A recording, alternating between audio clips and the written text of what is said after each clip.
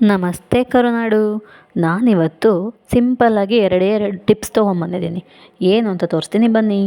ಮೊದಲನೇದು, ಮನೆಗಳಲ್ಲಿ ಕಾಯಿ ಚಿಪ್ಪನ್ನ ಎಲ್ಲಿಟ್ಟರೂ ಇರುವೆ ಮುದ್ರಕೊಳ್ತವೆ.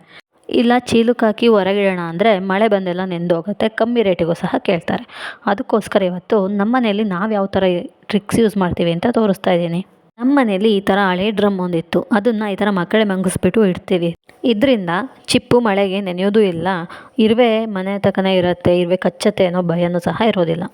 ನಂತರ ಎರಡನೇ ಟಿಪ್ಸ್ ಏನಪ್ಪ ಅಂದರೆ, PVC ಪೈಪಿಗೆ ಇದನ್ನು ಹಾಕ್ಬೋದು. ಏನಕ್ಕಪ್ಪ ಅಂದರೆ, ಬಾತ್ರೂಮ್ ನೀರು, ಕಿಚನ್ ನೀರು ಹೋಗೋ ಜಾಗದಲ್ಲಿ ಇದನ್ನು ಹಾಕೋದ್ರಿಂದ ಇಲಿ ಆಗಿರ್ಬೋದು, ಸಣ್ಣ ಹಾವಿನ ಮರಿ ಆಗಿರ್ಬೋದು, ಕಪ್ಪೆ ಆಗಿರ್ಬೋದು, ಯಾವುದೂ ಸಹ ಮನೆ ಒಳಗೆ ಬರೋದಿಲ್ಲ. ಫೋರ್ಸಾಗಿ ನೀರು ಬಂದಾಗ ಅದಾಗದೆ ಓಪನ್ ಆಗುತ್ತೆ ಮತ್ತು ಅದಾಗದೆ ಕ್ಲೋಸ್ ಆಗುತ್ತೆ. ಈ ಟಿಪ್ಸು ಇಷ್ಟ ಆಗಿದ್ದರೆ ಲೈಕ್ ಮಾಡಿ ಹಾಗೂ ನನ್ನ ಚಾನಲ್ನ ಸಬ್ಸ್ಕ್ರೈಬ್ ಮಾಡಿ. ಈ ಟಿಪ್ಸು ಮೊದಲೇ ಗೊತ್ತಿದ್ದರೂ ಸಹ ನನ್ನ ವಿಡಿಯೋ ಇಷ್ಟ ಆಗಿದ್ದರೆ ಲೈಕ್ ಮಾಡಿ. ಇನ್ಸ್ಟಾಗ್ರಾಮಲ್ಲಿ ನನ್ನ ಪೇಜ್ನ ಫಾಲೋ ಮಾಡಿ. Thank you. ಸಿಗ್ತೀನಿ ನೆಕ್ಸ್ಟ್ ವಿಡಿಯೋದಲ್ಲಿ.